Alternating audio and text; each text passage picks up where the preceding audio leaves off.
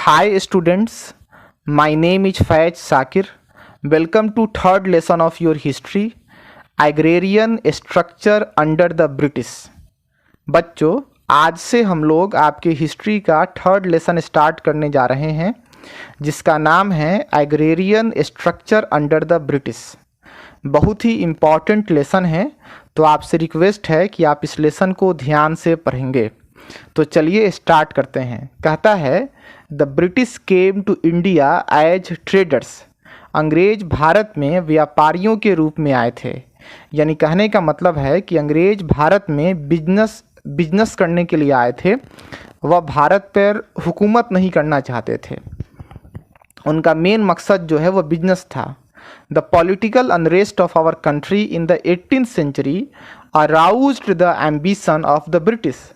लेकिन कहता है क्या कि 18वीं सदी में 18th सेंचुरी में अंग्रेज़ों ने देखा कि भारत में बहुत ज़्यादा पॉलिटिकल अनरेस्ट है, बहुत ज़्यादा पॉलिटिकल अनस्टेबिलिटी है और उसका फ़ायदा अंग्रेज़ों ने उठाया। और आप देखेंगे कि धीरे धीरे उन्होंने भारत के अलग अलग हिस्सों को जीतना स्टार्ट किया और एक वक्त आया कि लगभग पूरा भारत जो है वह अंग्रेज़ों का गुलाम हो गया और लगभग 200 साल हम अंग्रेज़ों के गुलाम रहे। They waged several wars against the provincial governors and gradually expanded their empire. इस लाइन में बता रहा है कि अंग्रेज़ों ने प्रोविंशियल गवर्नर्स के खिलाफ कई जंगें लड़ी और धीरे धीरे उन्होंने अपने अम्पायर को एक्सपैंड किया।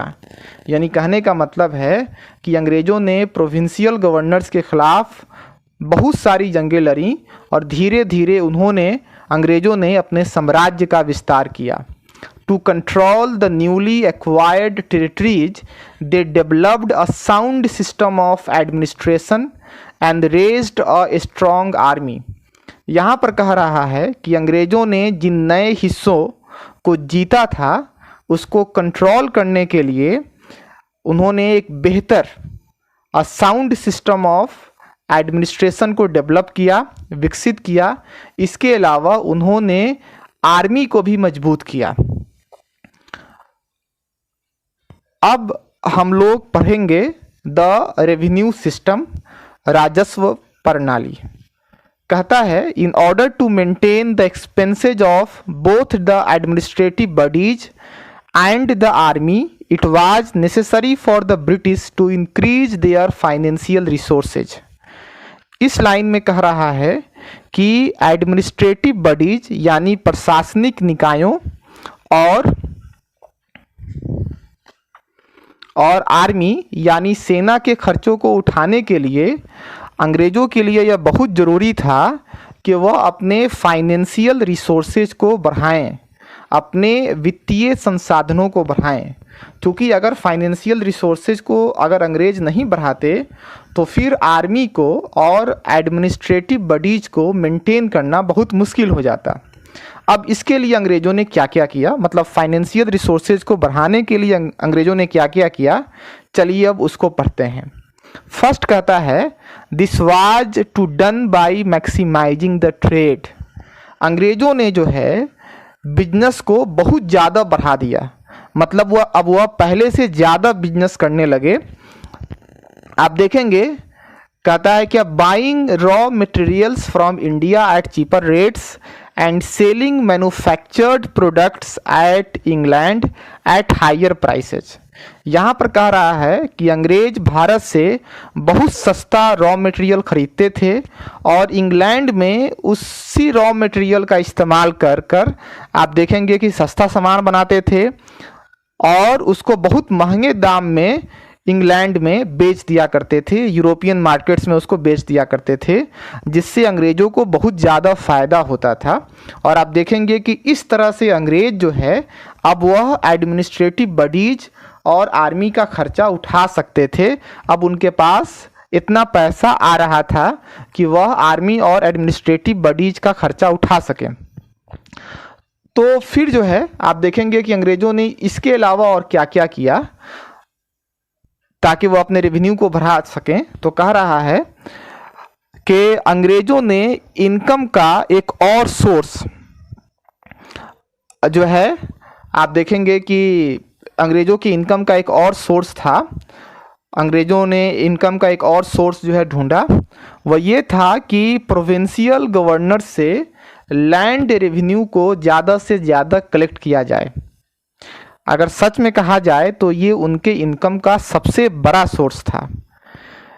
तो कहने का मतलब ये है कि एक तो अंग्रेज जो है वह अपने बिजनेस का एक्सपेंशन कर रहे थे, और दूसरा जो है वह ये कोशिश कर रहे थे कि प्रोविंशियल गवर्नर से ज़्यादा लैंड रेवेन्यू को कलेक्ट किया जाए, ताकि एडमिनिस्ट्रेटिव बॉडीज और आर्मी को बेहतर तरीके से चलाया जा सके, उसका खर्चा उठाया जा सके। क्योंकि अगर आर्मी बेहतरीन नहीं होगी, एडमिनिस्ट्रेटिव बॉडीज अगर बेहतरीन नहीं होगा, तो फिर आप नए एरिया को, जिसको अंग्रेज़ों ने जीता था, वो उसको कंट्रोल नहीं कर सकते थे। आगे कहता है, apart from trade the British now focused their attention on the different sources of revenue.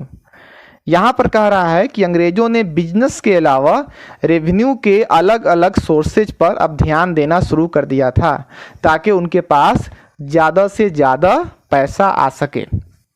तो आज के इस वीडियो में हमने पढ़ा कि अंग्रेज़ भारत में व्यापारियों के रूप में आए थे, मतलब उनका मेन मकसद जो है वह बिजनेस करना था। लेकिन 18th सेंचुरी में उन्होंने देखा कि भारत में बहुत ज़्यादा पॉलिटिकल अनस्टेबिलिटी है, बहुत ज़्यादा पॉलिटिकल अनरेस्ट है, और आप देखेंगे कि उन्होंने इसका फ़ायदा उठाया और धीरे धीरे उन्होंने भारत के बहुत सारे हिस्सों को जीतना स्टार्ट किया। और एक वक्त आया कि भारत का मैक्सिमम हिस्सा जो है वो अंग्रेज़ों के अंडर चला आया, और भारत जो है लगभग 200 साल तक अंग्रेज़ों का गुलाम रहा। फिर मैंने आपको बताया कि आप देखेंगे कि अपने अम्पायर को एक्सपेंड करने के लिए, अपने साम्राज्य को एक्सपेंड करने के लिए अंग्रेज़ों ने बहुत सारी जंगें जो हैं वह प्रोविंशियल गवर्नर्स के खिलाफ लड़ी, और उनमें उनको सफलता भी मिली। लेकिन अब जो है दिक्कत ये था, क्योंकि अंग्रेज़ों ने बहुत सारे नए एरियाज़ को जीत लिया था, तो उन नए एरियाज़ को कंट्रोल करने के लिए यह बहुत ज़रूरी था कि एक बेहतर एडमिनिस्ट्रेटिव बॉडीज हो और जो है एक स्ट्रॉन्ग आर्मी हो। तो अंग्रेज़ों ने एक बेहतर जो है आप कह सकते हैं कि एडमिनिस्ट्रेटिव बॉडीज को डेवलप किया, और उन्होंने आर्मी को मजबूत किया। लेकिन ये बहुत ज़रूरी था कि जो है आर्मी और एडमिनिस्ट्रेटिव बॉडीज़ के खर्चे को उठाने के लिए इनकम जो है उनके पास ज़्यादा से ज़्यादा आए। अब इसके लिए अंग्रेज़ों ने क्या किया, तो आप देखेंगे एक तो अंग्रेज़ों ने जो है अपने बिजनेस को पहले से ज़्यादा एक्सपेंड कर दिया।